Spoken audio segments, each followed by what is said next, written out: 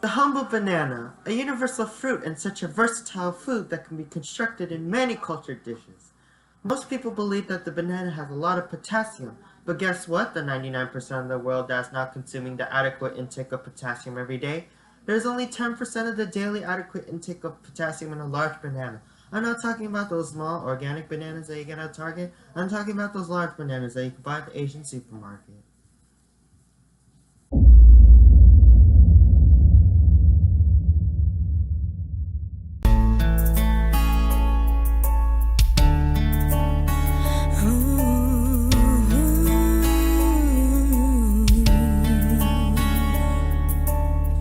What is nutrition and why is it essential to the daily life of any individual?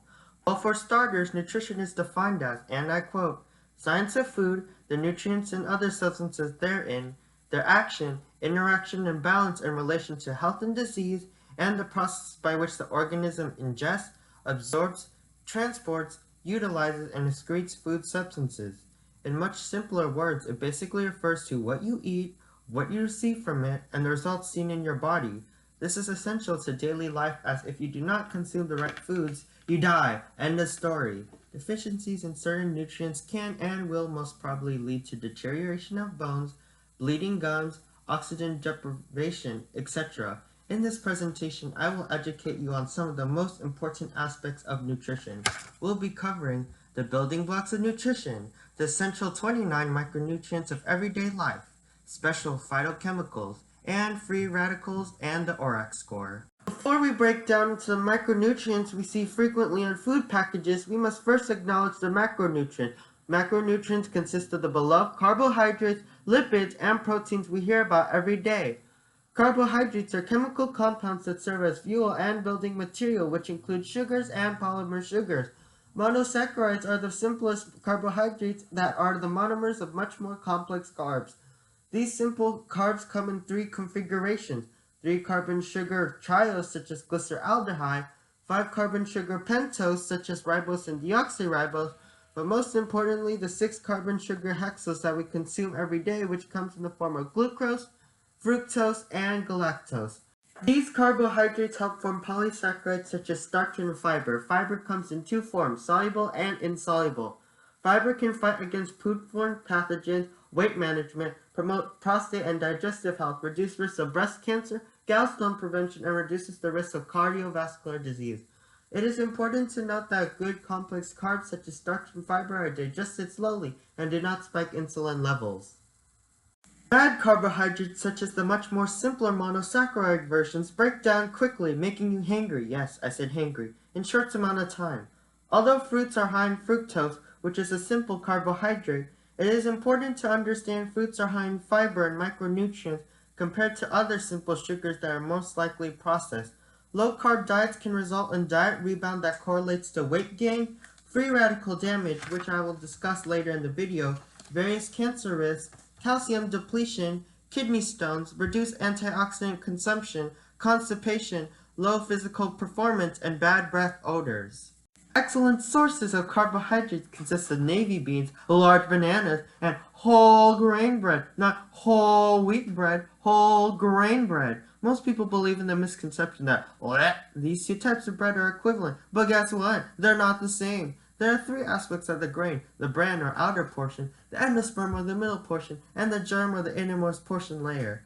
Whole wheat bread is only made from the bran of the grain, while whole grain bread utilizes the entire grain, maximizing the amount of nutrients that one consumes in bread. Bad sources of carbohydrates include syrup, soda, donuts, whole wheat bread, and even worse, white bread. Lipids are micromolecules that share one characteristic. They are all hydrophobic, resulting in them poorly mixing with water. Fats are a type of lipid that are constructed from two kinds of smaller molecules: glycerol, an alcohol with all the carbons within a hydroxyl group, and a fatty acid, a long carbon skeleton with a carboxyl group at one of its ends. Saturated fat has a fatty acid that is saturated with hydrogen except for its carboxyl group found on the end of the fatty acid. This type of fat is solid at room temperature. Unsaturated fat has carbons in the fatty acid forming double covalent bonds with other carbons rather than another hydrogen, producing kinks in the fatty acid. Polyunsaturated fat molecules have multiple kinks as there are more than one unsaturated carbon double bond found in the fatty acid. Monounsaturated fats only have one kink and one double bond.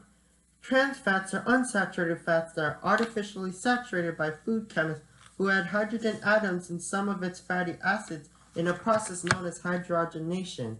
The amount and type of fat you ingest makes a significant difference to an individual's health. Good fats such as polyunsaturated fats and monounsaturated varieties help lower cholesterol in the blood when consumed in place of bad fats. Good sources of unsaturated fat include pecans, sunflower seeds, avocado, and salmon. Bad fats include saturated fats that are seen in meat and other animal sources. Even more unhealthy, trans fat, found in shortening, margarine, and fried foods. Don't you dare eat your KFC fried chicken that you had for last night's dinner during my presentation. I'm watching you. Steroids are biologically active compounds that act as signaling molecules of cell membrane fluidity. Cholesterol plays an important factor in someone's health. Cholesterol is a steroid that is biosynthesized by animal cells and is an essential component in membrane integrity and fluidity. Lipoproteins are closely associated with cholesterol, and many people are confused regarding whether these are a type of cholesterol. Just to make it clear for everyone, lipoproteins are not cholesterol. When you hear HDL and LDL cholesterol, it merely refers to the cholesterol binding to the lipoprotein. LDL stands for low-density lipoprotein and transports cholesterol into blood vessels. HDL is high-density lipoprotein, carries cholesterol out of the body. Important note, as fat is less dense than protein, it gives LDL its low density and HDL its high density from its high protein composition and minimal fat content, which is why an excessive consumption of unhealthy fats leads to clogged arteries. Didn't I just tell you to put your KFC fried chicken away? It's clogging your arteries. Phospholipids are the last set of lipids. These are the hybrid class of lipids as they are part phosphate. They are responsible for sending hormones and fat-soluble vitamins through blood back and forth in the watery fluid that flows across the cell membrane. Healthy consumption of phospholipids can come from soybeans and eggs. Proteins are large macromolecules consisting of one or more chains of amino acids, the building blocks of protein. The structure of an amino acid consists of an amino group, carboxyl group, and a side chain R group which varies between the 20 amino acids.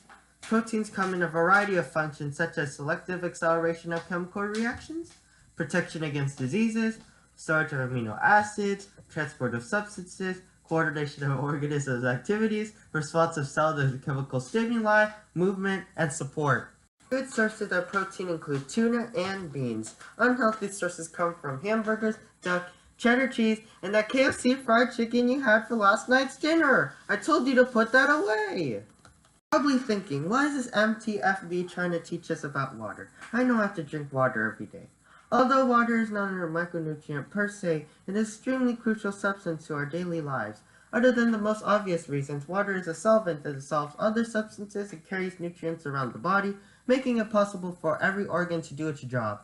It is essential for digesting food into the bloodstream, carrying waste products out of the body, producing a medium in biochemical reactions such as metabolism, regulating body temperature, and sending messages between cells. Fun fact, why does seawater cause dehydration? To answer this question, we must point out an essential function of cellular fluid, having a concentration gradient. A concentration gradient is the difference in concentration of solutes between two regions.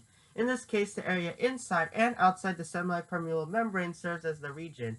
The cellular fluid moves from a low concentration gradient of solutes to a high solute concentration. In this case, the solute would be sodium. When seawater, which naturally has a high sodium content, enters your body, the cellular fluid within the cell membrane will move outside the cell where sodium is more concentrated. As a result, you're literally drinking yourself into dehydration as you lose water in your cells. Fun fact 2. Water is not entirely water. From a molecular standpoint, this always holds true. Even if one purchases ultra-filtered water, which removes everything except for itself, it is still not entirely water. This is so due to the autoionization of water. Under the right circumstances, an H2O molecule can literally swipe right. I say this because a water molecule will literally swipe right on a hydrogen proton of another water molecule and take it from another water molecule. That's some down and dirty water competition, always fighting for the same guy, typical.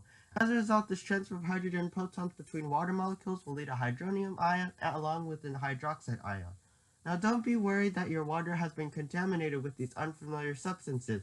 This only occurs in 1 out of 560 water molecules, so you can relax the next time you drink water knowing this. Now we move on to the 29 essential micronutrients one must consume every day. The first micronutrient on our list is vitamin A and comes in two forms. Preformed vitamin A, which is found in animal products and are immediately available to our body for digestion, and provitamin A, that comes from fruits and vegetables and from a subclass of antioxidants that can be converted to VA when in the body. Healthy sources of this vitamin can be found in sweet potatoes, baked with skin, carrots, and kale. Thiamine, or vitamin B1, supports metabolism and regulates electrolyte flow in and out of muscle and nerve cells. This vitamin supports mental activity and is especially needed for sports recovery after strenuous exertion. Good sources of thiamine consist of yellowfin tuna, navy beans, and green beans. Riboflavin is an integral micronutrient to the body's antioxidant defense system and activates the liver phase 2 enzymes, which are used to neutralize and flush out toxins. Nutritious foods of this micronutrient include salmon, white mushrooms, and almonds. Niacin, one of the B vitamins, help activate over 200 enzymes that, for the most part, regulates the breakdown of carbs, fats, and proteins. Wholesome choices include tuna, portobello mushrooms, and peanuts. Vitamin B5, or pantothenic acid, is required by enzymes that produce energy and synthesize essential substances.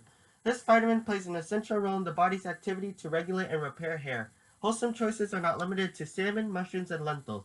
Vitamin B6 supports over 100 enzymes performing release of glycogen from muscles, synthesis of the neurotransmitter serotonin, oxygen transformation in hemoglobin, and lowering homocysteine levels in the blood. Elevations in homocysteine have been shown to increase the risk for bone fracture, heart disease, and stroke. Nutritious sources consist of russet potatoes, baked with skin, salmon, and large bananas. Biotin is a water-soluble B vitamin that supports metabolism of carbons, fat, production of amino acid, and helps prevent diabetes as it is involved in synthesis and release of insulin. Great sources of biotin include eggs, salmon, and avocado. Folate, or folic acid, is another B vitamin that supports proper formation of red blood cells, lowers homocysteine levels in blood, along with reducing the risk of bone fractures, heart attack, and stroke.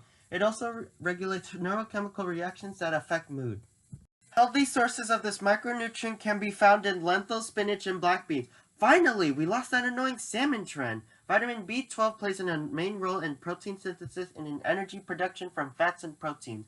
It is important to note that one can only receive this B vitamin in meat sources. Healthy sources are not limited to halibut and, unfortunately, salmon. Vitamin C enhances iron absorption, collagen formation, and is most famous for its immuno properties. It combats oxidation of LDL cholesterol, preventing it from depositing cholesterol in the arteries. This vitamin also boosts the body's ability to burn fat, along with promoting stomach and skin health. Good sources of vitamin C consist of acerola cherries, red bell peppers, and kiwi fruits. Choline helps construct the formation of neurotransmitters. It is needed to make acetylcholine, a neurotransmitter that helps particular brain cells communicate.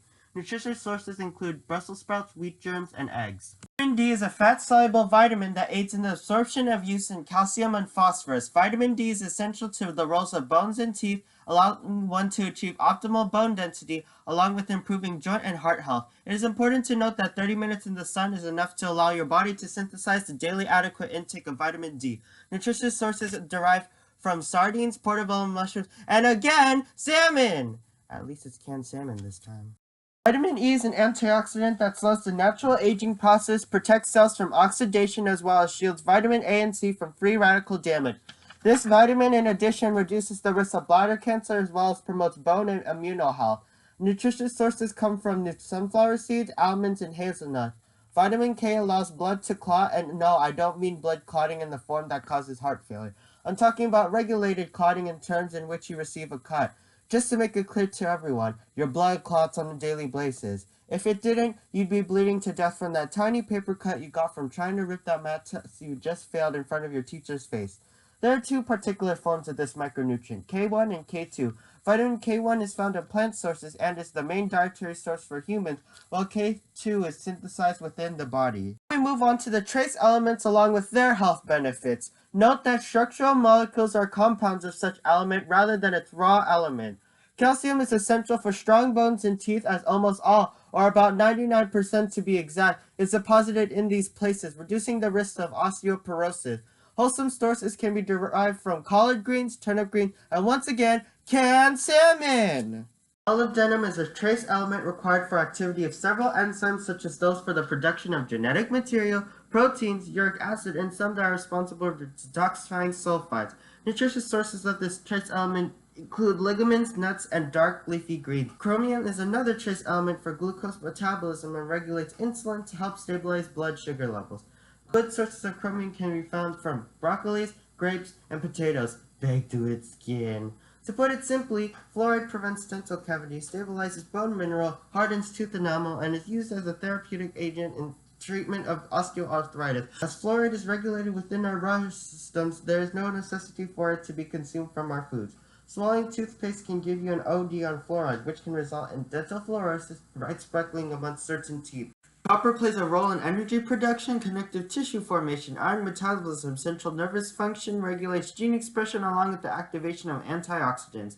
It is also involved in an enzyme reaction that cross-links collagen and elastin, which brings youthful elasticity and plumpness to skin, and supports melanin formation, the pigmentation of skin. Great sources of this trace element can be found in shiitake mushroom, soybeans, and roasted chestnuts. Iodine is responsible for the synthesis of thyroid hormones, regulating growth, metabolism, and reproductive fluids. Healthy sources can be consumed from seaweed, navy beans, and potatoes, baked to its skin. Phosphorus forms structural components of bones and teeth along with the formation of phospholipids. Anyone still remember when I was talking about phospholipids? Well, I guess I have to go over it again. Phospholipids are... You really thought I was going to do that again? Anyways, healthy foods high in phosphorus include oat bran, halibut, and salmon! Here we go again with salmon! Thank you, Gordon Ramsay. 2/3 of consumed iron is found in hemoglobin, blood proteins that transport oxygen from the lungs to the rest of the body. Animal-derived iron is more easily absorbed than of those of plant sources. Regular endurance can increase the needs of this trace element by as much as 30%. Good sources of this trace element are not limited to soybeans, white beans, and lentils. Magnesium is responsible for hundreds of biochemical reactions, which include the contraction and relaxation of muscles and blood vessels, as well as the synthesis of protein and the transportation of energy from carbs, fats, and protein. It also helps maintain normal blood pressure by supporting blood vessels, reducing risk of gallstones, and promotes brain health. Nutritious options include halibut, spinach, and soybeans. Manganese is a trace element that helps activate antioxidant enzymes, converts fats and protein into energy, supports cartilage and bone formation, and is crucial in protecting the mitochondria from free radical damage. Along with helping the demand of cartilage and collagen used in healing wounds, it also promotes brain health. Wholesome options include oats, pine nuts, and brown rice. Large bananas. Potassium. Large bananas plays a key role in blood pressure. Large bananas, muscle contraction, kidney function, and the maintenance of fluid. Large bananas balance. It can reverse rising large bananas blood pressure and decrease osteoporosis. Large bananas risk. Wholesome choices of this micronutrient consist of potatoes, baked to its skin, white beans, and can anyone guess the last wholesome choice? It is no other than lima beans. Oh, so close, but yet so wrong. Like I said, and I quote, most people believe that the banana has a lot of potassium, but guess what? The 99% of the world that's not consuming the adequate intake of potassium every day. There is only 10% of the daily adequate intake of potassium in a large banana. I'm not talking about the small organic bananas that you get at Target. I'm talking about those large bananas that you get at the Asian supermarket. Selenium activates the body's own antioxidant enzymes along with promoting brain and immune health. It counters the inflammation associated with the progression of osteoarthritis and rheumatoid arthritis. Nutritious sources include Brazil nuts, halibut, and oat bran. Fun fact, plants obtain most of their selenium from their soil in which they are grown. For example, Brazil nuts planted in selenium soils can even triple their selenium content. At that point, eating only 5 Brazil nuts will satisfy the daily adequate intake of selenium. Eat your Brazil nuts in moderation. Sodium regulates blood pressure, electrolyte balance, and nerve impulses, helping maintain fluid balance in the body as it's the main electrolyte outside cell. It is wise to note that an excess consumption of sodium can cause kidney stone. Consuming an adequate intake of sodium is not the issue here, as many individuals are consuming more than 3 times of this substance than they should. Excessive sodium intake can lead to elevated blood pressure, insomnia, pregnancy complications, kidney stones, respiration problems, and a loss of bone mass. Zinc supports healthy skin, cell structure, immunity, neurological functions, and reproduction. This trace element promotes heart health, immune function, and decreases the risk of malignant melanoma, a rare skin cancer. Wholesome choices of this trace element include baked beans, lentils, and white beans. The last and most important micronutrient is gold. And yes, I said gold. Gold has some serious anti-inflammatory property, contains the most antioxidants than all other foods, and is shown to reduce the risk of Alzheimer's by half. Wholesome sources of this micronutrient include gold leaf, fish eggs, and large bananas. Yes, you heard right. The yellow hue of large bananas, when ripe, comes from trace amounts of gold found within this fruit. I can't believe you actually thought that gold was one of the micronutrients. If you're truly paying attention, this gold is the 30th micronutrient. As I said at the beginning of this section, there are only 29 essential micronutrients. And who can afford gold foods anyways? Yeah, what I said about large bananas was clearly a lie too. In general, phytochemicals simply refer to any plant chemicals, but these special phytochemicals fit into the categories of antioxidants. These antioxidants are divided into some groups and some classes further into those. Carotenoids are the most familiar of the antioxidant subgroups, and the most common ones produce the red, yellow, and orange pigments that are displayed in many fruits and vegetables. Beta-carotene is the raw material of provitamin A, which is an antioxidant capable of mopping away stubborn free radicals and can help reduce the risk of cardiovascular disease. Alpha-carotene also reduces the risk of cardiovascular disease. Beta-cryptoxanthin reduces the risk of polyarthritis, which affects multiple joints, along with reducing the risk of obtaining lung cancer. Lycopene promotes heart health by preventing LDL cholesterol oxidation and reducing the risk of inflammation, enhances male fertility by improving sperm concentration, and reduces the risk of AMD or age-related degeneration.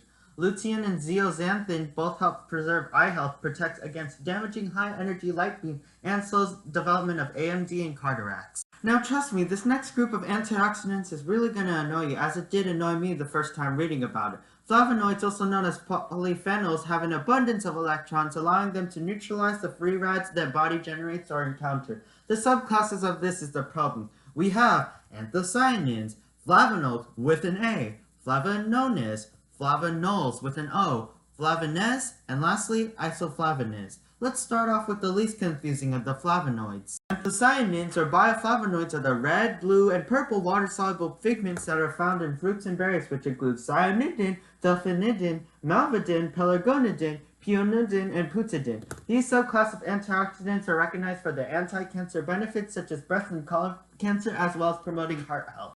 Flavonols with an A give teas and yes, cocoa powder. I'll talk about the wonderful benefits of cocoa powder later. Their antioxidant power. Types of flavonoids include catechin, epicatechin or EC, epigallocatechin or EGC, epicatechin gylate or ECG, and finally epigallocatechin gylate or EGCG. Wow, that was a mouthful. Anyways, these phytochemicals promote healthy blood flow by stimulating the production of nitric oxide, a natural produced body chemical that dilates blood vessels and reduces blood clotting by moderating platelet function. Flavonoids is found in citrus fruits, a significant contributor to the antioxidant pool that circulates blood.